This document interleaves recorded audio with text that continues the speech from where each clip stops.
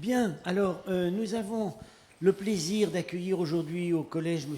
Vincent Elchinger, qui était déjà venu il y a 3 ans faire une conférence ici même à l'invitation de Gérard Fussman.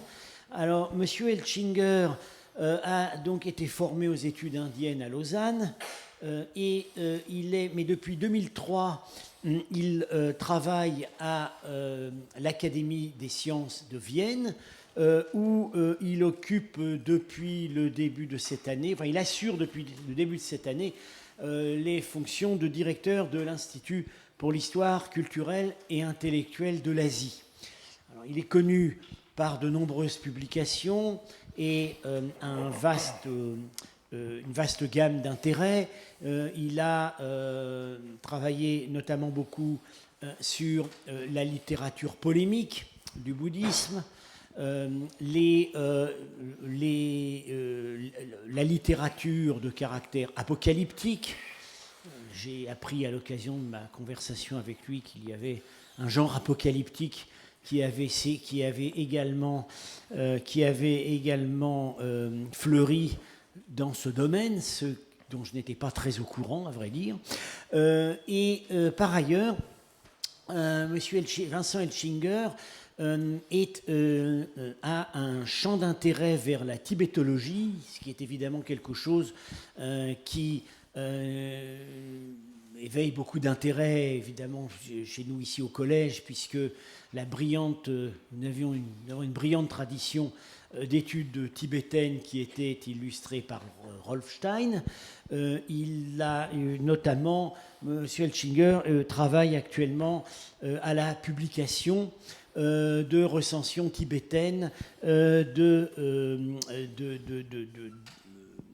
textes du penseur Shankaranandana, qui est en fait qui est un des penseurs majeurs du bouddhisme du Xe siècle au Cachemire, et qui est en fait actuellement en train d'être redécouvert. Voilà. Sans plus attendre, je vais donc lui passer la parole pour une conférence sur vice, menace et impiété sur le Kali Yuga des bouddhistes. Vincent Elchinger, vous avez la parole. Merci beaucoup, professeur. Je suis évidemment immensément honoré de pouvoir prononcer aujourd'hui une conférence devant vous, ici au Collège de France. Je remercie infiniment les professeurs Jean-Noël Robert et Franz Grenet de leur aimable et formidable invitation. Voilà, j'entends vous parler aujourd'hui de quelque chose qui, malgré les mots d'introduction du professeur Grenet, sort un tout petit peu de mes compétences habituelles. Il ne s'agit plus exactement de mon terrain de chasse classique, qui est celui de la philosophie, en particulier de la logique et de l'épistémologie bouddhique. Il s'agit bien plutôt d'eschatologie, en particulier sous ses aspects cosmologiques et apocalyptiques. La présente conférence part au fond d'une interrogation, d'une surprise. Cette surprise ou cette interrogation procède de ma rencontre, au gré des lectures, avec un certain nombre d'allusions bouddhiques relativement inattendues au Kali Yuga. Il se trouve que le Kali Yuga est généralement réputé une conception eschatologique, cosmologique et apocalyptique brahmanique, bien plutôt que bouddhique, et c'est la raison pour laquelle on s'étonne effectivement de rencontrer ces allusions dans les textes bouddhiques. Or, il y en a un certain nombre qui sont toutes relativement intéressantes. Certaines sont d'un type prophétique, apocalyptique à proprement parler. D'autres sont d'un type qu'on dira cosmologique descriptif, ou cherchent éventuellement, comme c'est l'une des fonctions et missions traditionnelles de l'apocalyptique en toutes circonstances historiques et culturelles, de présenter des événements récents. L'apocalyptique s'intéresse souvent davantage au présent qu'au futur. Il s'agit donc de description du présent ex post facto. L'essentiel des sources du Kali Yuga sont donc brahmaniques. L'origine de la conception des 4 yugas, du Treta Yuga, Krita Yuga, Treta Yuga, Dvapara Yuga et Kali Yuga, est védique et désigne essentiellement au départ les 4 possibilités du coup de dé, donc du coup le plus du jet le plus heureux au jet le plus malheureux, qui est celui du Kali Yuga. La façon dont la conception se construit peu à peu dans les sources brahmaniques est extrêmement difficile à suivre. Personne n'en a fait une histoire particulièrement détaillée à ce jour, en tout cas à ma connaissance.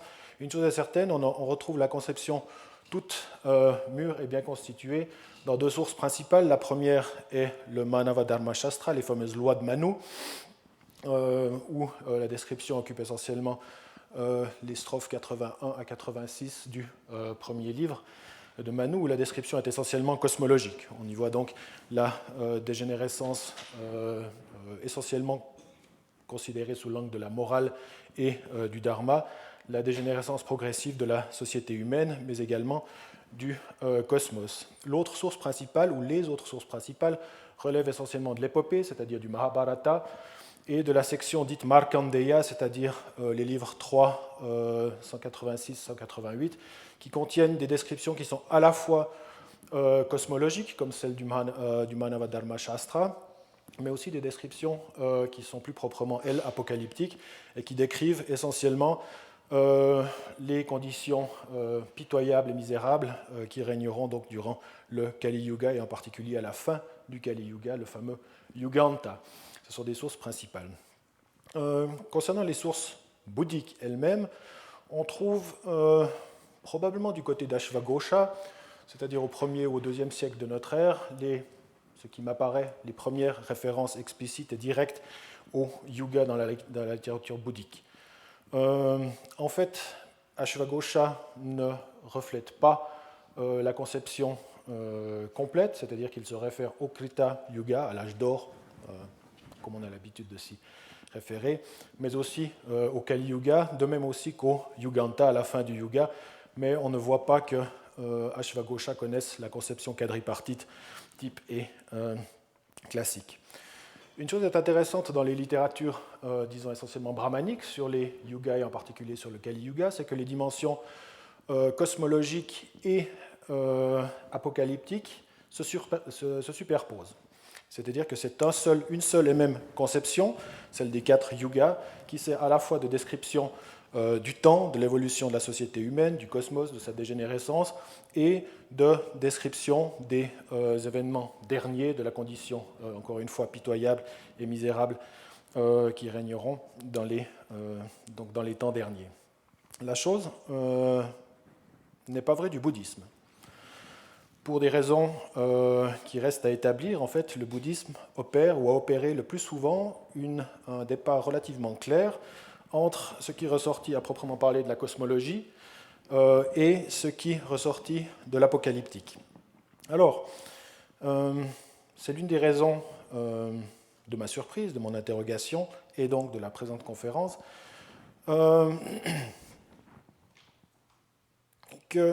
de constater en fait que le bouddhisme est parfaitement équipé. C'est-à-dire que le bouddhisme n'a pas, a priori, ni d'ailleurs a posteriori, besoin d'importer des catégories cosmologiques ou eschatologiques, dans la mesure où il dispose de tout ça par lui-même, c'est-à-dire qu'on a des schèmes conceptuels, doctrinaux, qui préexistent probablement à la doctrine des yugas dans le brahmanisme classique, et qui sont suffisamment pessimistes, qui sont suffisamment sinistres, finalement, pour rendre parfaitement superflue l'importation donc, de doctrines non bouddhiques.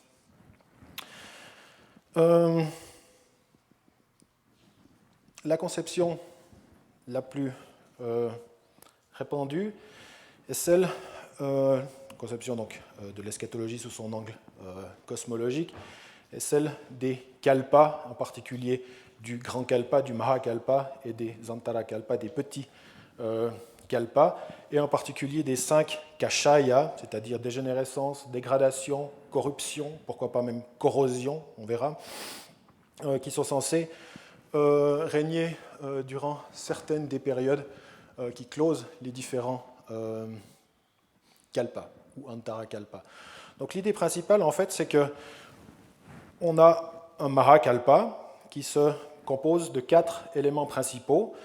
Le premier, c'est un samvarta kalpa, un kalpa dit de dissolution ou de dévolution ou d'involution, où l'univers, le cosmos se vide petit à petit de ces différents éléments, à la fois des êtres et à la fois des éléments, si je puis dire, cosmiques et mobiliers. On a un kalpa de persistance de la destruction, où il n'y a rien, simplement, durant 20 petits kalpas, puis un kalpa d'évolution, où l'univers se remplit à nouveau, et enfin un dernier kalpa qui est celui de persistance ou de continuation, de continuité de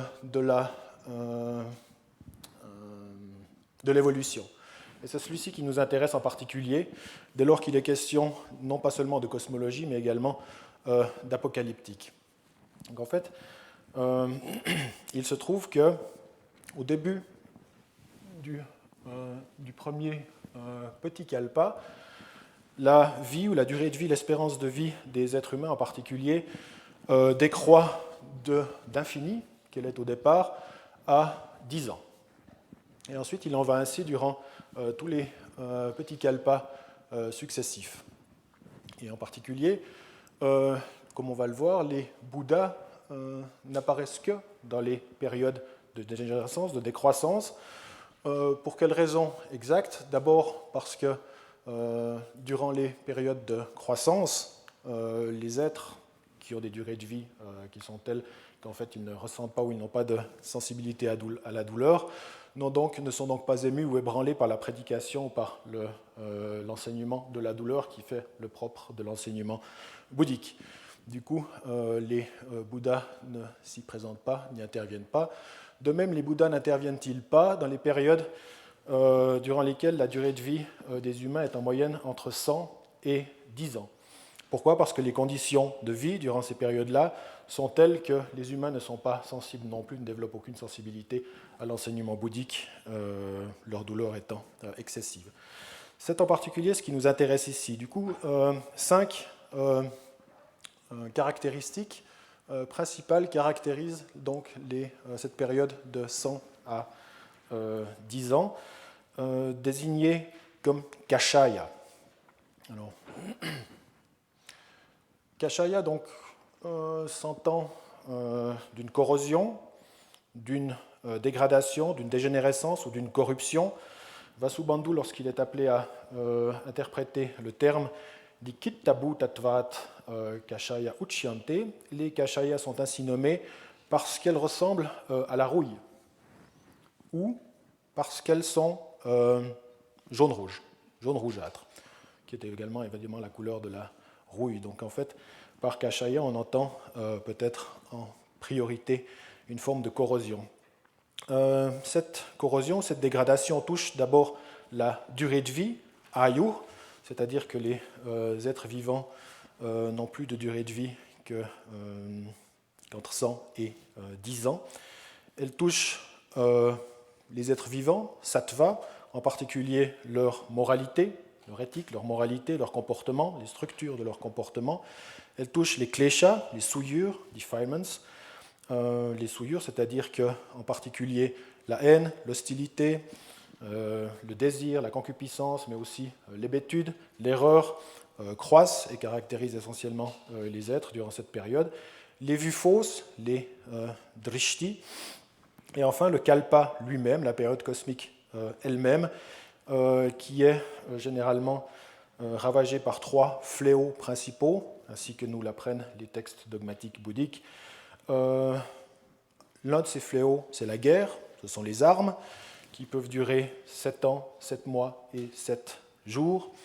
Un autre, bon, les computes peuvent être différents selon les sources, mais enfin, c'est pour en donner en tout cas une idée. Le second de ces fléaux est évidemment celui de la maladie, qui peut durer 7 mois et 7 jours. Et enfin, le plus important peut-être, celui de la famine ou de la disette, qui, s'il est court, n'en est pas moins absolument misérable dans les descriptions qu'on connaît, en particulier dans les sources dogmatiques. On distingue 3 formes de disette. La disette liée ou associée à la boîte ou à la cassette, c'est-à-dire que les êtres, dans leur dénouement radical, absolu, rassemblent, recueillent des graines, des semences, de façon à pouvoir les transmettre à leurs pauvres, leurs pitoyables progéniture. La disette ou des os blancs. Pourquoi ? Parce que les êtres, dans leur dénouement, à nouveau recueillent les os des personnes décédées et les font bouillir et se nourrissent de ce breuvage, de cette décoction. Enfin, la disette du bâtonnet ou de la subsistance par le bâtonnet, c'est-à-dire que les êtres vivants désignent notamment à l'intérieur d'un foyer qui, à l'aide d'un bâtonnet, qui sera autorisé à manger ce jour-là, ou alors cherchent dans des greniers qui demeurent clos à recueillir des graines à l'aide de ces bâtonnets. Voilà, donc ça, ce sont les 5 kalpas associés à 3 fléaux qui sont censés régner donc à la fin de chaque période de dégradation de la période cosmique.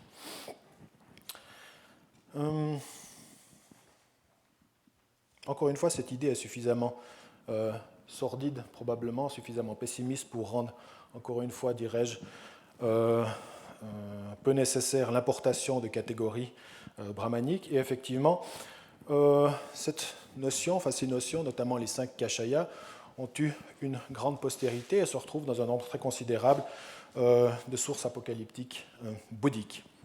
Je voudrais peut-être commencer. J'ai toute une série de textes à vous faire à lire avec vous, en fait, que je vais lire plutôt que commenter pour la plupart. Le premier d'entre eux est très long. J'espère que vous parvenez à le lire. Il s'agit d'un extrait de la Bodhisattva Bhumi, un texte proto-idéaliste datant peut-être de 300 de notre ère environ, et qui décrit ces 5 kashayas, ces 5 corruptions ou dégradations de la façon suivante. De plus, le Bodhisattva qui connaît le monde sait en toute objectivité que le monde des êtres traverse une période d'abondante dégradation, une période sans dégradation ou une période de faible dégradation, et ce en rapport à 5 types de dégradation. Dégradation de la durée de vie, dégradation des êtres vivants, dégradation des souillures, dégradation de vues fausses et dégradation de la période cosmique. Dégradation de la durée de vie, à savoir, aujourd'hui la vie des hommes est si brève que celui qui vit longtemps est âgé de 100 ans ou plus.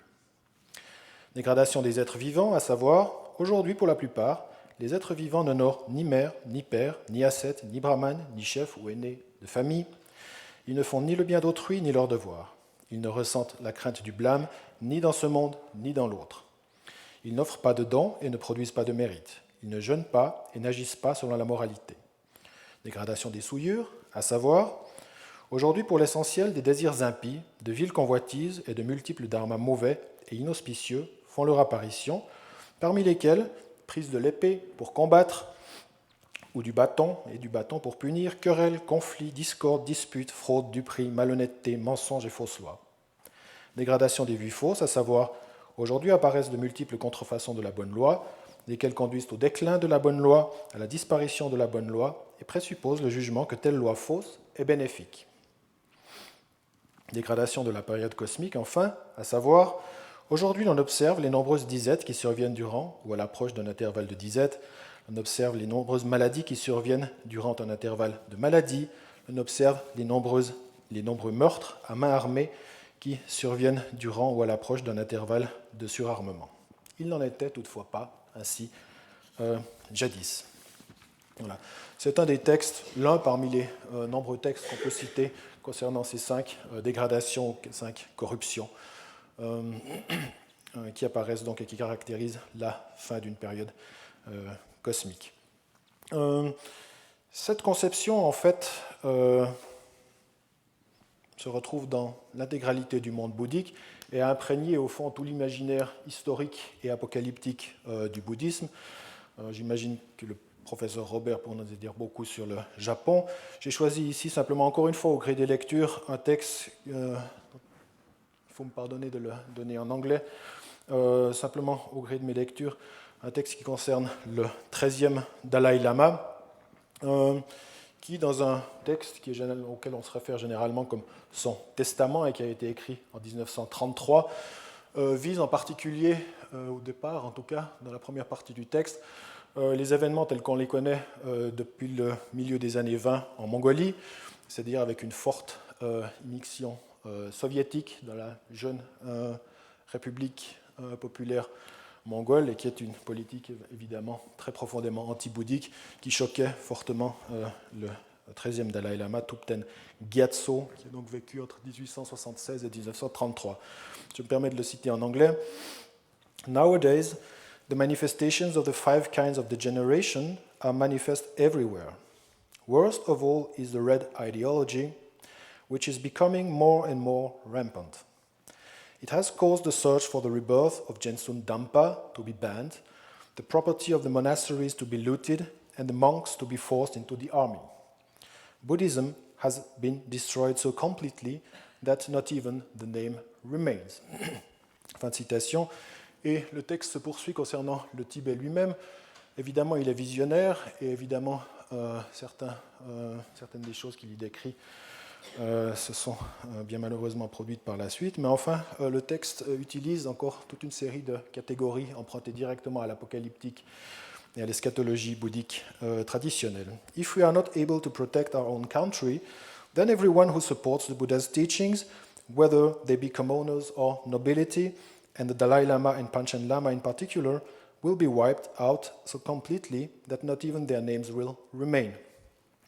The estates and property of the monasteries and monks will be annihilated, the tradition of government exemplified by the 3 ancestral Dharma kings, donc de la période impériale, will degenerate into mere words, the law will be made high, ça c'est un thème apocalyptique classique, également brahmanique, so that everywhere serfs will steal the ancestral estates, wealth and property, and we will be forced to wander the land as the servants of our enemies. Everyone will be subjected to torture, and both day and night will be an unending round of fear and suffering. Such a time as this will come for sure. Fin de citation. Ce sont donc des descriptions de l'eschatologie, dirais-je, dans un sens plus directement cosmologique. Je disais auparavant en fait que dans les sources brahmaniques, on trouve une superposition nette entre l'élément cosmologique et l'élément apocalyptique, alors que le fait est rarement vrai, ou moins souvent vrai, dans les sources bouddhiques. La raison pour laquelle le constat est moins avéré dans les sources bouddhiques, c'est que le bouddhisme a très très tôt, au fond, dès ses sources canoniques, quelle qu'en soit d'ailleurs la période, très très tôt, développé un autre motif apocalyptique que celui qu'il emprunterait ou qu'il aurait pu emprunter au thème proprement cosmologique, c'est celui de la disparition de la bonne loi, qui domine toute l'eschatologie, en particulier toute l'apocalyptique bouddhique. Selon cette idée, en fait, qu'on retrouve exprimée partout, le bouddhisme, la bonne loi du Bouddha, donc le bouddhisme est censé disparaître soit après 500 ans, soit après 1000 ans, soit 1500, soit 2000, soit 2500, 5000, 5133, 10 000, etc., etc. Les computes sont nombreux et ont été adaptés parce que simplement la disparition de la bonne loi n'intervenait pas, donc il a fallu prolonger, ou en tout cas pas suffisamment aux yeux des scoliastes qui étaient responsables de ces enseignements. Et c'est donc un thème dont les bouddhistes se sont servis sans cesse. Et ce qui est intéressant, c'est qu'en fait, dans la plupart des cas, la disparition de la bonne loi, la disparition du bouddhisme n'est pas réputée provenir de causes extérieures, c'est-à-dire de causes politiques, de causes économiques, de causes institutionnelles ou que sais-je encore, enfin institutionnelles si, probablement, mais dans le sens suivant, c'est-à-dire que la disparition de la bonne loi est censée procéder en fait de conditions purement internes au bouddhisme. C'est donc le manque ou la déficience en fait que manifestent les moines concernant la méditation, le savoir, la moralité, que sais-je encore, qui sont responsables de la disparition de la bonne loi, et non pas des événements donc extérieurs, contrairement le plus souvent d'ailleurs à l'apocalyptique brahmanique. Sans plus attendre, je voudrais lire encore 2 textes relativement longs, encore une fois qui présentent relativement bien, je crois, les enjeux de cette apocalyptique. Le premier de ces textes est tiré de la Rashtrapala Pariprucha ou Rashtrapala Pariprucha Sutra. C'est un texte extrêmement connu, en fait, qui a été traduit par son premier éditeur Louis Finot dès 1903. L'édition date de 1901. Il a traduit des portions de cette section proprement apocalyptique dans son introduction. Et là, je donne une petite sélection. Donc en fait, le Bouddha Shakyamuni décrit sur un mode prophétique ce que seront les conditions, ou ce que seront les moines finalement, lorsque son enseignement prendra fin, non pas particulièrement à la fin du temps, mais à la fin du Dharma, la dernière période du Dharma bouddhique. Le constat mériterait d'être évidemment considéré dans son entier, mais enfin bon. Dénués de pudeur et de moralité, impudents comme des corneilles, hautains, irascibles, dévorés de jalousie, d'orgueil et d'infatuation, voilà ce que seront les religieux de mon Église. Les dons de vaches, d'ânes, de chevaux, de bétail les rendent esclaves. Adonnés à l'agriculture et au commerce, leur esprit est toujours bien plein d'abjectes préoccupations. Il n'est rien qu'ils ne soient capables de faire. Bien des stupas, bien de la communauté, bien privé, c'est tout un pour eux. Simonie, donc. S'ils voient dans leur rang un religieux vertueux, ils le dénigrent. Vicieux, fourbe, charlatan, cruel, ils séduisent une femme et la perdent. Ils auront des femmes, des fils, des filles, comme les maîtres de maison. Leurs jours et leurs nuits se passeront en repas, en débauche et en bavardage. Ils n'ont aucun respect des shikshas, donc des préceptes de la moralité, du pratimoksha, donc du code de discipline et du vinaya. Ils se plaisent à entendre raconter des histoires de rois, des aventures de voleurs. Ils s'attachent à entretenir leurs parents. Ils sont préoccupés jour et nuit, négligeant la méditation et l'étude, ils s'appliquent sans cesse aux intérêts du monastère. À l'enseignement du plus grand des djinas, c'est-à-dire du Bouddha, il ne sera plus loin de sa ruine lorsqu'y apparaîtront en tel nombre des moines esclaves de la convoitise, ennemis de la vertu.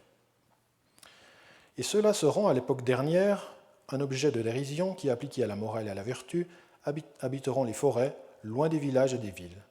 Les autres, toujours choyés, dénués de vertu, artisans de discorde, calomniateurs, friands de querelles, seront acceptés comme docteurs par le monde et ils seront dévorés d'orgueil et d'infatuation. Ma doctrine, réservoir de vertu, mine de toutes les vertus, souverainement délicieuse, tombera en ruine par la perversion de la morale, par les vices de l'envie et de l'infatuation. Comme une mine de gemmes pillée, comme un étang de lotus desséché, comme un pilier orné des plus rares joyaux, mis en pièces, ainsi périra ma doctrine au temps dernier. Fin de l'extrait de la Rashtrapala Paripritcha. Le second extrait consacré à ce motif eschatologique apocalyptique provient du Saddharma Pundarika, du Sutra du Lotus. C'est un passage qui est lui aussi relativement bien connu et qui a été en particulier remis au goût du jour, si je puis dire, par le livre récent de Verardi concernant donc la mort, la disparition du bouddhisme en Inde. Je cite la vieille traduction de Burnouf. Quand tu seras entré dans le nirvana complet, pendant cette redoutable époque de la fin des temps, c'est nous qui expliquerons cet excellent sutra. Nous supporterons, nous endurerons patiemment, au guide des hommes, les injures, les violences, les menaces de coups de bâton, les crachats dont les ignorants nous assailleront. Dans cette terrible époque de la fin des temps, les hommes sont privés d'intelligence. Ils sont fourbes, menteurs, ignorants, pleins d'orgueil, pleins de pensées cruelles et de méchanceté, exclusivement occupés des soins de leur maison et de leur fortune. Ils pénétreront dans les retraites des forêts pour nous accabler d'outrages. Composant eux-mêmes des sutras dans le but d'obtenir du gain et des honneurs, ils parleront au milieu de l'assemblée pour nous insulter. Auprès des rois, auprès des fils de rois, auprès de leurs conseillers, auprès des brahmanes, des maîtres de maison et des autres religieux, ils nous blâmeront dans leurs discours et feront entendre le langage des tirtika, des non-bouddhistes, des allodoxes, donc, ou alloprax, peu importe. Mais nous supporterons tout cela par respect pour les grands rishis, le plus grand des rishis étant évidemment le Bouddha. Pendant cette redoutable période qui termine le Kalpa, au milieu des désastres terribles de la fin des temps, de nombreux religieux, revêtant l'apparence de yaksha, nous attaqueront de leurs injures. Par respect pour toi, ô roi des mondes, nous supporterons ces rudes traitements. Revêtant l'armure de la patience, nous expliquerons ce sutra. Il nous faudra supporter tous les regards menaçants et les mépris plusieurs fois répétés. Il faudra nous laisser expulser des viharas, donc des monastères, nous laisser emprisonner et frapper de diverses manières. Nous rappelant à la fin de cette période les commandements du chef du monde, nous prêcherons avec courage ce sutra au milieu de l'assemblée. Nous parcourrons au guide des hommes les villes, les villages et le monde entier pour donner à ceux qui le demanderont le dépôt que tu nous as confié. On pourrait évidemment multiplier les passages de ce type, certainement pas aussi pessimistes, aussi noirs, mais multiplier les passages du Saddharma Pundarika, du sutra dit du lotus à cet effet. Je voudrais passer maintenant sans transition aux valorisations bouddhiques du Kali Yuga. Parmi ces valorisations bouddhiques du Kali Yuga, certaines, et ce sont les premières que je vais considérer, ne sont pas de nature prophétique, mais sont assurément de nature ou poursuivent des objectifs assurément polémiques. Le premier procède au texte extrait de la Yogacara Bhumi, encore une fois un texte que l'on peut probablement dater qui n'est pas encore, enfin ces sections-là, en tout cas ces strates-là ne sont pas encore mahayanistes ou n'ont pas été mahayananisées, peut-être fin du IIIe siècle de notre ère, début du IVe siècle. Le passage en question ouvre la critique par la Yogacara Bhumi de la violence rituelle, de himsa, donc de la violence sacrificielle telle que les brahmanes sont réputés la pratiquer lors de leurs sacrifices animaux. Donc c'est une des cibles classiques du bouddhisme et de la polémique bouddhique dès lors qu'il s'agit d'institutions, non pas de doctrine et de philosophie, mais d'institutions et de pratiques brahmaniques. Accompagné qu'il est de formules et de prescriptions rituelles, le meurtre qui a lieu durant les sacrifices conduit au ciel tous ceux qui y participent, à savoir la personne qui sacrifie, l'animal que l'on sacrifie et ceux qui les assistent. Cette doctrine viole la règle établie. Elle a été instituée par des gens perfides, ou par perfidie, shatya, et non en considération de la raison ou en considération du raisonnement. À l'approche du Kali Yuga, les brahmanes désireux de consommer de la viande s'adonnent à cette violence rituelle, transgressant de fait l'antique loi des brahmanes. Il s'agit donc de la première valorisation, non pas historique ou chronologique, mais de la première des diverses valorisations du Kali Yuga que j'entends présenter ici rapidement. Dans ce passage, en fait, ou disons pour dire les choses autrement, on chercherait probablement en vain dans les sources brahmaniques consacrées au Kali Yuga un propos de ce type-là. Et pour cause, évidemment, puisque les sources brahmaniques ne vont pas considérer que la violence rituelle, en particulier que ce qui fait l'essence finalement du sacrifice védique, puisse être un produit ou une manifestation, une caractéristique du Kali Yuga. La moins mauvaise manière d'interpréter ce passage, de lui donner un sens à la fois historique, idéologique, littéraire, c'est probablement de se demander si son aspiration n'est pas proprement bouddhique elle-même, c'est-à-dire que s'il ne s'agit pas au fond d'une reformulation d'idées bouddhiques probablement plus anciennes, et c'est très certainement le cas.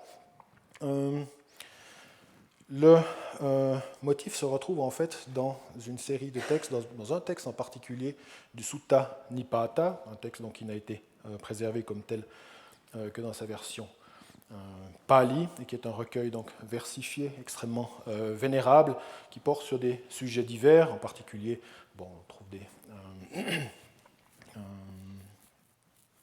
des chapitres consacrés en particulier aux brahmanes et aux brahmanes des temps passés. Dans l'une des sections du Sutta Nipata, le Bouddha demande à des brahmanes du passé, demandent au Bouddha, des brahmanes du présent demandent au Bouddha si les pratiques et les croyances des bouddhistes, décidément, des brahmanes contemporains, donc du temps présent, correspondent, sont fidèles aux doctrines et aux pratiques des brahmanes du temps passé. La réponse du Bouddha est absolument sans équivoque, c'est non. Et la raison pour laquelle le Bouddha répond par la négative, c'est essentiellement que les brahmanes d'aujourd'hui se livrent à la violence rituelle, ce qui n'était pas le cas dans le passé. Et le premier texte que je cite, encore une fois en anglais malheureusement, having asked for rice, a bed, clothes and butter and oil, having collected them properly, from that day, donc les brahmanes du temps passé, les brahmanes idéaux, les rishis, they performed the sacrifice. When the sacrifice occurred, they did not kill cows. Like a mother, father, brother, or other relative too, cows are our best friends, in which medicines are produced. They give food, strength, good complexion, and likewise happiness. Knowing this reason, they did not kill cows. Les brahmanes d'antan, les brahmanes du passé, les brahmanes idéaux, pratiquaient des sacrifices qui n'étaient pas violents, qui n'étaient pas sanglants, qui n'impliquaient pas de victimes animales. Mais les choses ont changé du fait de l'apparition d'un certain nombre de passions et de souillures chez les brahmanes d'antan. Je cite donc le texte concerné, et le texte dont je pense qu'il est à la source finalement de l'inspiration de la Yogacara Bhumi. There was a change in them. Seeing little by little the splendor of the king and women adorned and chariots yoked to thoroughbreds, well made with variegated coverings, dwellings and houses evenly proportioned and well laid out, and great human wealth surrounded by herds of cows, combined with groups of excellent women, the Brahmins coveted this. Apparition du désir, de la concupiscence, de la convoitise. Having composed hymns for this purpose, they went up to Okaka, Kshvaku. You have much wealth and grain. Sacrifice for your property is much. Sacrifice for your wealth is much. And then the king, the lord of warriors, induced by the Brahmins, having performed these sacrifices, the Asameda, the Purisameda, the Sammapasa, the Vachapeya, and the Niragalla, gave wealth to the Brahmins, cows and a bed and cloths, and adorned women and chariots yoked to thoroughbreds, well made with variegated coverings. Having filled delightful dwellings, evenly proportioned with various sorts of grain, he gave wealth to Brahmins. And they, receiving wealth there, found pleasure in holding it up. Overcome by desire, their craving increased the more. Having composed hymns for this purpose, they went up to Okaka again. As are water, earth, gold, wealth, and grain, so are cows to men. For this is a requisite of living being, for living creatures. Sacrifice for your property is much. Sacrifice for your wealth is much. And then the king, the lord of warriors, induced by the Brahmins, had many hundreds of thousands of cows killed in a sacrifice. C'est l'origine donc du sacrifice sanglant, et c'est très probablement le type de dégénération auquel fait allusion l'auteur de la Yogacara Bhumi, en tout cas l'auteur du passage de la Yogacara Bhumi, lorsqu'il évoque une pratique caractéristique du Kali Yuga, c'est-à-dire caractéristique de la corruption et de la dégradation, de la dégénérescence des mœurs humaines en particulier, de leurs pratiques, de leurs institutions. L'idée d'ailleurs que les brahmanes confisquent le pouvoir symbolique, en particulier et pas seulement, en composant des hymnes ad hoc, se retrouve un petit peu partout dans la littérature bouddhique, mais l'un des meilleurs exemples est certainement un passage de Dharma Pala dans son commentaire à Aryadeva, où il accuse précisément les brahmanes d'avoir confisqué à l'aide d'hymnes, donc d'avoir d'une certaine manière autorisé, et si je puis dire naturalisé, la violence rituelle, mais aussi assis donc leur pouvoir symbolique. La deuxième valorisation du Kali Yuga que je voudrais présenter ici concerne évidemment le thème bouillant des castes ou des classes, disons ici simplement des classes sociales de la conception brahmanique et finalement de la société indienne, quelle qu'en a été la réalité ou les degrés de réalisation aux différentes époques et en particulier à cette période-là. La Yogacara Bhumi, encore une fois, critique l'institution et les justifications apportées par les brahmanes de l'institution de la caste ou de la classe. Dans le même passage, on y lit « Les brahmanes forment la meilleure caste. Toute autre caste leur est inférieure. Les brahmanes forment la caste blanche ou pure.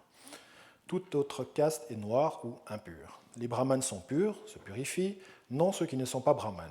Les brahmanes sont les fils légitimes de Brahman, nés de sa bouche, nés de Brahman, créés par Brahman, suite ou associés de Brahman. » Et au dire de la Yogacara Bhumi, tels sont les propos donc des Kali Yugika Brahmanas, donc des brahmanes du Kali Yuga. Comment rendre raison, comment interpréter le passage en question? Évidemment, on a reconnu toute une série de motifs scripturaires, canoniques, doctrinaux du bouddhisme, et pas seulement du bouddhisme. Évidemment, le texte repose lui-même sur ces segments extrêmement connus de la fin du soi-disant Purusha Sukta, donc Rigveda 10.90, qui décrit le démembrement d'un macranthrope primordial et qui décrit en particulier comment De sa bouche sont nés les brahmanes, de ses bras sont nés les kshatriyas, de sa poitrine ou parfois de ses cuisses, dans les sources bouddhiques en tout cas, sont nés les vaishas, et enfin de ses pieds les shudras. Donc les textes bouddhiques connaissent ce texte, évidemment, l'utilisent souvent de façon ironique, mais aussi au titre de l'introduction à toute une critique systématique donc, du mythe et des idées qu'il renferme. Et c'est donc ce qu'on trouve à la base de ce passage. Pourquoi est-ce que la Yogacara Bhumi, ou l'auteur de cette section, considère qu'il s'agit là d'une caractéristique du Kali Yuga? C'est très certainement parce que les brahmanes du temps passé ne cherchaient pas à justifier ou à légitimiser un orgueil de caste qu'ils n'avaient d'ailleurs pas, par des arguments de type généalogique ou obstétrique ou biologique ou de quelque ordre que ce soit. Les brahmanes du temps passé, les brahmanes idéaux, les rishis, étaient des brahmanes par l'éthique, par le comportement, par la méditation, et les brahmanes que visent les textes bouddhiques, les brahmanes normatifs que visent les textes bouddhiques, les rishis évidemment, ne sont rien d'autre que des arhats bouddhiques. Donc ce que vise le vrai rishi au sens du bouddhisme, c'est évidemment l'arhat, le saint bouddhique, et dans certains cas aussi, dès lors qu'il est omniscient ou qu'il possède telle ou telle autre qualité ou compétence, le Bouddha lui-même. J'en ai sélectionné, quelques sections du Dhammapada, texte encore une fois bien connu que je cite dans la traduction de Osier. Il a expulsé le mal, c'est le nom du Brahman. Donc là, il s'agit d'une explication essentiellement étymologique. Donc Bahita Papa, Bahita Papa explique phonétiquement Brahmana. Il a expulsé le mal, c'est le nom du Brahman. Ni les tresses, ni le lignage, ni la caste ne font le Brahman. Celui en qui réside vérité et doctrine, c'est lui l'homme heureux, le Brahman. So, qu'as-tu à faire de tresse, d'une peau de bouc? Un être revêtu de haillons, pris dans la poussière, amaigri, aux veines apparentes, qui médite solitaire dans la forêt, c'est lui que j'appelle le Brahman. Mais je n'appelle pas Brahman celui qu'il est de naissance par sa mère. Il pénètre, ici-bas, même la destruction de la douleur qui l'affecte. Il a déposé le poids qui l'accablait. Il est détaché, c'est lui que j'appelle le Brahman. Donc la destruction de la douleur correspond évidemment, est synonyme ou interchangeable avec la notion de la sainteté bouddhique. Et le fait d'avoir déposé le poids ou le fardeau est une description type de l'arhat bouddhique. Il a renoncé à la violence à l'égard de tous les êtres vivants, mobiles comme immobiles. Il ne tue ni ne fait tuer. C'est lui que j'appelle le Brahman. Sa destinée ne la connaissent ni les dieux, ni les Gandharvas, ni les hommes. Il a détruit les souillures, lui, l'Arhat. Donc ici, c'est parfaitement explicite. C'est lui que j'appelle le Brahman. Donc en fait, les rishis, tels que les entendent les bouddhistes, les brahmanes idéaux du passé, sont des arhats bouddhiques qui ont détruit la douleur, qui ont déposé le fardeau, qui correspondent à tout ce que la dogmatique bouddhique peut attendre d'un saint, et n'avaient pas besoin de justifier leur brahmanité par des arguments de type, encore une fois, obstétrique, biologique ou généalogique, comme le fait donc le brahman du Kali Yuga. Certainement une possibilité d'interprétation du texte. Un autre texte concernant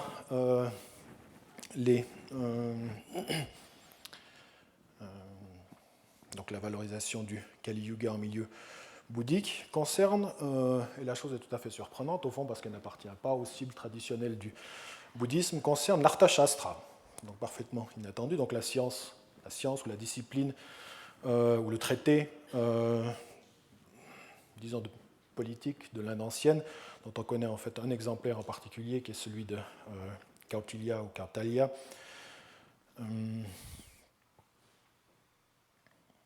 Traité du profit, traité du succès, traité de l'intérêt, quelle que soit la façon dont on veut traduire Artha, qui est probablement proprement intraduisible ici. Ce sont simplement des traités de sciences politiques et de sciences du gouvernement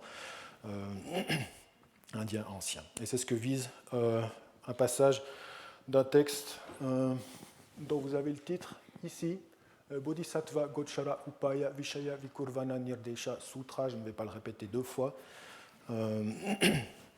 pour peut-être au titre d'une introduction au texte en question, on pourrait citer à nouveau un passage de la Bodhisattva Bhumi que j'ai évoqué plus haut. En fait, il s'agit simplement d'un extrait qui concerne la dégradation, donc le kashaya des vues fausses, des drishti. Et la Yogacara Bhumi dit la chose suivante: dégradation des vues fausses, à savoir, aujourd'hui apparaissent de multiples contrefaçons de la bonne loi, lesquelles conduisent au déclin de la bonne loi, à la disparition de la bonne loi, et présupposent le jugement que telle loi fausse est bénéfique. C'est probablement le texte ou les textes ou l'un des textes que l'auteur ou les auteurs du sutra mahayaniste dont il est désormais question avaient en tête. Ce sutra nous dit la chose suivante. Donc, on va chercher maintenant à identifier ce que sont les textes qui sont des contrefaçons de la bonne loi et qui conduisent à la disparition de la bonne loi. Donc il s'agit d'un dialogue entre un roi et un brahman. Le roi demanda: que signifie l'expression « être trompé par une loi fausse » ? Réponse: le texte est en tibétain, donc en fait il y a un certain nombre de restitutions. La plupart sont relativement évidentes, d'autres le sont moins. Enfin bon. Réponse: il s'agit de tenir pour vertueux les traités que l'on nomme Arthashastra. Au singulier ou au pluriel, le tibétain ne permet pas de distinguer ici. Est-ce qu'on vise un texte en particulier, une catégorie de textes? La chose reste parfaitement ouverte, le texte ne le dit pas encore une fois. Et ceux d'une vue fausse, donc de tenir pour vertueux ces traités, et ceux d'une vue fausse, conditionnés, palivasita, c'est certainement plus complexe que conditionné, mais enfin peu importe, par l'adhésion à cette ou à ces arthashastras pourtant liés à des choses nocives, simple contrefaçon de la bonne loi, et produits par des hommes vils durant le Kali Yuga. Le roi demanda encore: ô Brahman, sur quel traité un roi juste se fondera-t-il alors, et quels sont les traités qui lui permettront de protéger ses sujets? Réponse: ô grand roi, ce sont les traités grâce auxquels les antidotes au désir impropre, à l'hostilité impropre et à l'erreur impropre sont exposés sous le rapport de leur nature, de leur division et de leurs bénéfices respectifs. Donc, au sens de ce texte, l'Arthashastra ou les Arthashastras, encore une fois, quoi qu'on vise par cette désignation, sont des textes qui sont caractéristiques, typiques du Kali Yuga, et qui sont les textes auxquels recourent les rois, en particulier les rois du Kali Yuga. Il faut savoir évidemment que dans l'idéal de la théorie politique bouddhique, si je puis dire, si l'expression n'est pas usurpée ou exagérée, en fait, le roi idéal est l'empereur universel, le souverain universel, le Chakravartin. Et le Chakravartin, lui, n'a pas besoin de shastra, n'a pas besoin de traité pour gouverner. En fait, il gouverne parce que la notion du dharma lui est d'une certaine manière innée. Mais évidemment, tous ceux qui ne sont pas des Chakravartins ont besoin de traités pour gouverner. Or, durant le Kali Yuga, les traités sur lesquels on repose sont l'Arthashastra. Le texte, malheureusement, ne nous dit pas ce qu'il faut entendre ici par Arthashastra, encore une fois. Sans que la chose doive être reportée au texte en question, il y a en tout cas une autre critique de l'Arthashastra, relativement ancienne, qui remonte probablement au début du IVe siècle de notre ère et qu'on trouve dans la fameuse Jatakamala d'Aryashura, donc un recueil de vies antérieures, de description des vies antérieures du Bouddha.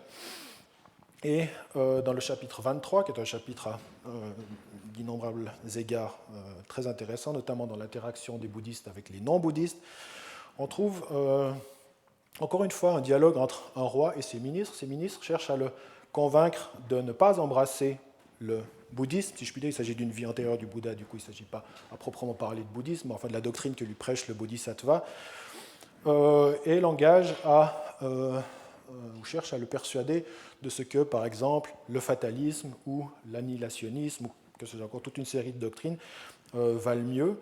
Et parmi ces doctrines, il y a celle de l'Arthashastra. Je cite: un autre ministre instruisit le roi au sujet des inclinations à la duplicité en politique, telles qu'on les rencontre dans la science du gouvernement. Il les lui présenta comme le dharma des rois, malgré que souillées comme elles le sont par la cruauté, elles soient incompatibles avec le dharma. Et là on cite, c'est censé illustrer au fond la tendance dominante de l'Arthashastra. En se servant des hommes, comme on ferait d'un arbre donnant de l'ombre, on recherchera leur nom par les actes de gratitude, mais à condition seulement de n'avoir nul besoin des hommes. Car lorsque le devoir se fait entendre, il faut user d'eux comme on ferait de victimes animales au cours d'un sacrifice. Donc on voit que la doctrine dominante de l'Arthashastra, de la théorie politique brahmanique, classique est ici décrite comme une forme d'opportunisme politique, de pragmatisme, d'opportunisme politique radical qui ne fait aucun cas, évidemment, de la vie humaine et de la dignité humaine. Un autre fragment qui concerne, là encore, l'Arthashastra, et où le terme apparaît cette fois explicitement. Comment se fait-il que vous-même vous blâmiez, nous blâmiez, dès lors que vous tenez pour légitime la maxime que l'on rencontre dans l'Arthashastra, à savoir, nouvelle description générale de la ligne dominante directrice de l'Arthashastra, cette science autorise toute action, bonne ou mauvaise, à condition qu'elle vise le profit ou le succès ou l'intérêt, peu importe. On ne s'acquittera du dharma qu'une fois qu'on se sera élevé soi-même grâce au profit ou au succès réalisé. Telles sont donc les vues qu'entretient Aryashura sur l'Arthashastra. Encore une fois, il est difficile de les reporter sur le sutra mahayaniste tel qu'on a pris connaissance auparavant.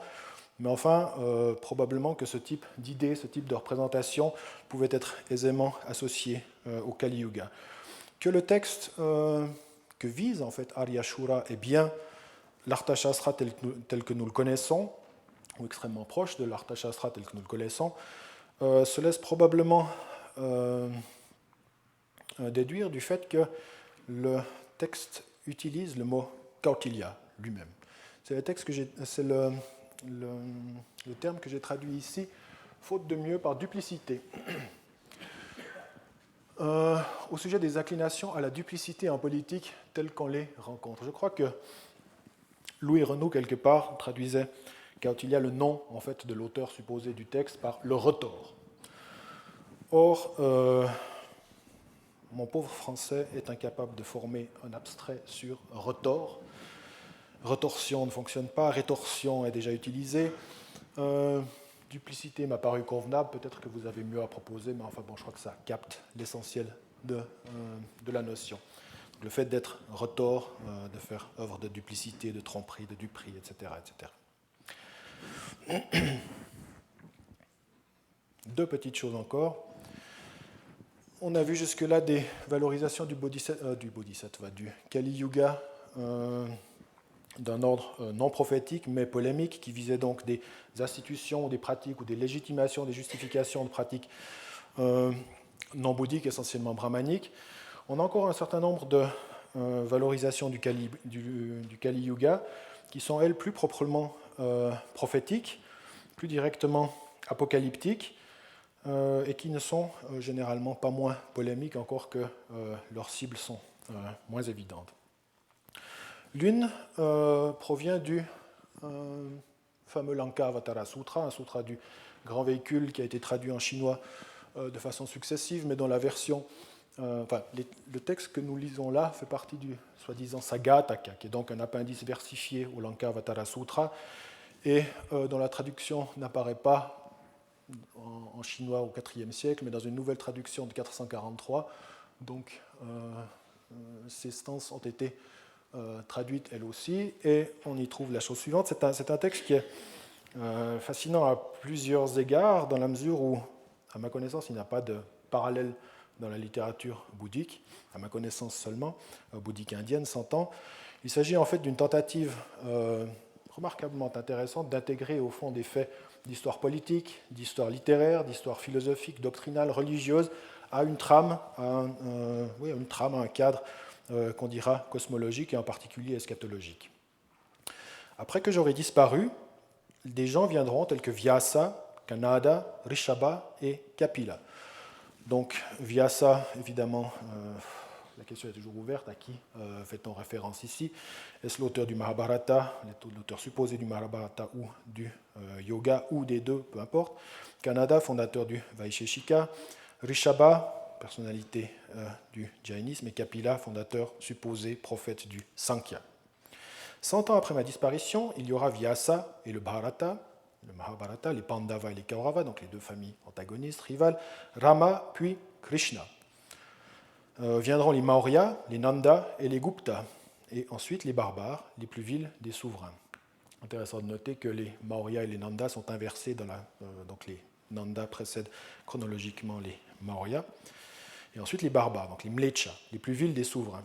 à qui qu'on fasse allusion. Évidemment, le candidat type, durant très très longtemps, c'était les fameux ces pauvres uns.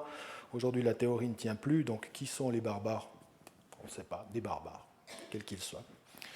Quand on sera fini des barbares, on assistera là à une conflagration armée. Et quand les armes se seront tues, ce sera le Kali Yuga. Et lorsque s'achèvera le Kali Yuga, les gens ne cultiveront plus la bonne loi.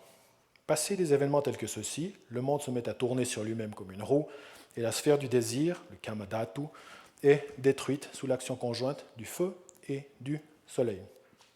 C'est intéressant de noter que la disparition de la bonne loi intervient après le Kali Yuga, et non pas pendant le Kali Yuga. De même, le Kali Yuga ne décrit pas les événements armés ou militaires ou politiques qui précèdent.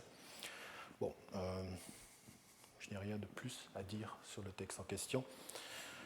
Je passe donc directement au dernier de ces textes qui montre encore une fois une lecture par les bouddhistes de leur environnement en l'occurrence socio-religieux. On a vu l'environnement politique en particulier précédemment, mais de l'environnement qu'on dira socio-religieux, voire doctrinal ici. Donc de cette lecture bouddhique en termes justement à travers les catégories de l'apocalyptique ou de l'eschatologie bouddhique classique.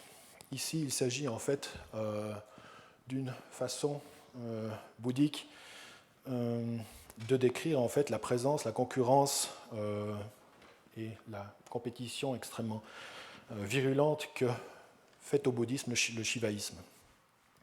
Toi, ô Maheshvara, donc toi, Shiva, tu seras actif quand viendra le Kali Yuga. Né premier parmi les dieux dans la sphère des êtres souffrants, on te réputera le créateur et l'agent du monde. Tous les êtres qui tiendront un tel discours parmi les êtres ordinaires seront privés de chemin de l'éveil. Donc c'est intéressant de noter que tout shivaïte effectivement est privé de tout moyen de salut, ce qui n'est évidemment pas nouveau dans une perspective bouddhique, puisque seul le bouddhisme assure le salut, mais en fait il est souvent néanmoins utile de le répéter. On dit que l'espace est le linga de Maheshvara, que la terre en est le piédestal. Il est le réceptacle de tous les êtres, et c'est parce qu'ils se fondent dans lui, l'interprétation délicate, qu'on le nomme linga, donc liyanat linga. Donc voilà une façon bouddhique de lire à travers les catégories de l'apocalyptique et de l'eschatologie bouddhique classique un environnement perçu comme hostile, dangereux, concurrent en l'occurrence.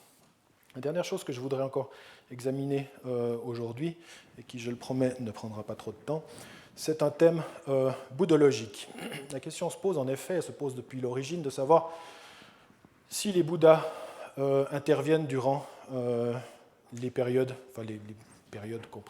comprises comme les plus sombres de l'histoire de la cosmologie, au fond. Les avis des bouddhistes sont extrêmement partagés sur la question. On a d'abord une orthodoxie Sarvastivadin et Vaibhashika qui nie absolument, et de façon tout à fait véhémente, que les Bouddhas puissent apparaître durant le laps de temps durant lequel les êtres humains vivent de 100 à 10 ans. Encore une fois, parce que, comme je l'ai dit précédemment, les conditions sont trop horribles. Donc ça, c'est l'opinion des Sarvastivadin Vaibhashika. C'est évidemment l'opinion de Vasubandhu, en tout cas du Vasubandhu Sarvastivadin Vaibhashika, donc du Vasubandhu des strophes de l'Abhidharma Kosha. Nous dit la chose suivante: pourquoi les Bouddhas n'apparaissent-ils pas durant une période d'augmentation de la durée de la vie? Réponse: car alors les êtres ne se laissent pas aisément émouvoir par la douleur et son enseignement. Pourquoi les Bouddhas n'apparaissent-ils pas quand la vie diminue en deçà de 100 ans? Réponse: car alors les 5 dégradations sont extrêmement virulentes, à savoir dégradation de la durée de vie, dégradation de la période cosmique, dégradation des souillures, dégradation des vues fausses et dégradation des êtres vivants. Au terme de la période de diminution, la durée de vie, etc., est en effet extrêmement faible. Ce qui pose beaucoup de questions, et il n'a pas échappé à beaucoup de bouddhistes, en fait, que l'une des questions principales que pose cette doctrine, c'est celle de la compassion, en particulier la grande compassion des Bouddhas. C'est-à-dire que si les Bouddhas n'interviennent que quand tout va bien, on a un problème du côté donc, de cette affirmation constante de la compassion, de la grande compassion. Et c'est ce qu'ont vu toute une série de courants du Mahayana en particulier, qui ont cherché à contrer cette doctrine de plusieurs manières. On en trouve certains éléments dans le fameux traité de la grande vertu de sagesse attribué à Nagarjuna. L'un des textes qui prend le contre-pied en fait de cette doctrine, de cette orthodoxie Sarvastivadin Vaibhashika, c'est encore une fois le Saddharma Pundarika et l'enseignement du véhicule dit unique, de l'Eka Yana. Donc, au sens de cette doctrine du véhicule unique ou de l'Eka Yana, en fait, dans des périodes cosmiques particulièrement tourmentées, là où les hommes, ou l'intelligence en particulier des hommes est faible, très fortement dégradée, le Bouddha, par compassion et par sa science des moyens salvifiques, prêche trois véhicules, en particulier le véhicule des Shravaka et le véhicule des Pratika Bouddha, de façon à pouvoir conduire, fût-ce faussement d'abord ou illusoirement d'abord, les êtres vers l'éveil. De plus, au Shariputra, les Tathagata, donc les Bouddhas saints et parfaitement éveillés, apparaissent lors de la dégradation de la période cosmique, lors de la dégradation des êtres vivants, lors de la dégradation des souillures, lors de la dégradation des vues fausses et lors de la dégradation de la durée de vie. Alors, au Shariputra, lorsque les dégradations caractéristiques de la perturbation de la période cosmique sont de ce type, lorsque les nombreux êtres vivants sont ainsi en proie à la convoitise et possèdent de faibles racines de bien, les Tathagata, saints et parfaitement éveillés, grâce à leur habileté dans les moyens, donc l'Upaya Kaushalya, enseignent le véhicule unique des Bouddhas en enseignant les trois véhicules. Ou c'est en enseignant les trois véhicules que les Tathagata, les Bouddhas, enseignent le véhicule unique. L'idée se retrouve en fait dans la littérature ancienne de la Terre pure, donc principalement dans les deux sutras d'Amitabha, c'est-à-dire le Sukhavati Vyuha Sutra, version brève et version longue. Je cite ici un bref extrait du Sukhavati Vyuha Sutra dans sa version brève. C'est une tâche des plus difficiles qu'a accompli le bienheureux Shakyamuni, le grand roi des Shakyas. S'étant éveillé au parfait et suprême éveil dans l'univers Saha, donc c'est le monde, l'univers cosmique dans lequel, particulièrement impur, dans lequel le Bouddha Shakyamuni est né et est apparu, et dans lequel nous vivons tous, il y a enseigné une loi que tout le monde n'était pas disposé à admettre lors de la dégradation de la période cosmique, lors de la dégradation des êtres vivants, lors de la dégradation des vues fausses, lors de la dégradation de la durée de vie et lors de la dégradation des souillures. Enfin, troisième texte à prêcher le contraire de ce que l'orthodoxie Sarvastivadin Vaibhashika prône, le Karuna Pundarika Sutra, qui lui en fait vante les mérites et essentiellement la grande compassion du Bouddha Shakyamuni, non pas d'un autre Bouddha comme Amitabha ou Akshobhya, mais de Shakyamuni lui-même. Et c'est en fait par le fait même que Shakyamuni vient prêcher dans l'univers Saha, vient prêcher durant ces 5 dégradations, que se manifeste donc le plus hautement sa grande compassion. Ô bienheureux, quelle est la cause, quelle est la raison pour laquelle les autres Bouddhas bienheureux possèdent de purs champs de Bouddha, des champs de Bouddha dénués d'impureté, sans aucune des 5 dégradations et dotés d'une multitude de qualités différentes? Quelle est la raison pour laquelle, dans ces champs de Bouddha, tous les bodhisattvas, grands êtres, sont pleins de nombreuses qualités et au bénéfice de différents plaisirs, alors que les auditeurs et les Bouddhas pour eux-mêmes n'existent pas, même par le nom? Ô bienheureux, quelle est la cause, quelle est la raison pour laquelle le bienheureux est apparu dans un champ de Bouddha aux 5 dégradations? Quelle est la raison pour laquelle le bienheureux s'est éveillé au suprême et parfait éveil, au moment de la dégradation de la durée de vie, au moment de la dégradation de la période cosmique, au moment de la dégradation des êtres vivants, au moment de la dégradation des vues fausses, au moment de la dégradation des souillures? Et quelle est la raison pour laquelle le bienheureux enseigne une loi portant sur les 3 véhicules aux 4 assemblées? Pourquoi le bienheureux n'a-t-il pas pris un pur champ de Bouddha, un champ de Bouddha dénué des 5 dégradations? La réponse est extrêmement claire. C'est en raison de leurs vœux initiaux que les bodhisattvas prennent un champ de Bouddha pur, tout comme c'est en raison de leurs vœux initiaux qu'ils prennent un champ de Bouddha impur. Parce qu'ils sont doués de grande compassion, les bodhisattvas, grands êtres, prennent un champ de Bouddha impur. C'est ainsi que j'ai fait un vœu tel que me voici rené sous cette forme dans un champ de Bouddha comparativement impur, associé aux 5 dégradations. Une chose qu'il faut peut-être souligner aussi concernant le Karuna Pundarika Sutra, c'est qu'il contient 30 à 40 occurrences du Kali Yuga. Donc en fait, ces références sont extraordinairement rares dans les littératures bouddhiques. J'en ai donné l'essentiel ici. le Karuna Pundarika en fait témoigne d'un moment où l'idéologie d'un côté, enfin le complexe idéologique des 5 dégradations ou corruptions et du Kali Yuga de l'autre sont parfaitement assortis, donc sont en parfaite osmose. On utilise l'un pour l'autre ou l'un n'est l'autre dans les descriptions de la fin des temps. Un exemple. Ah si.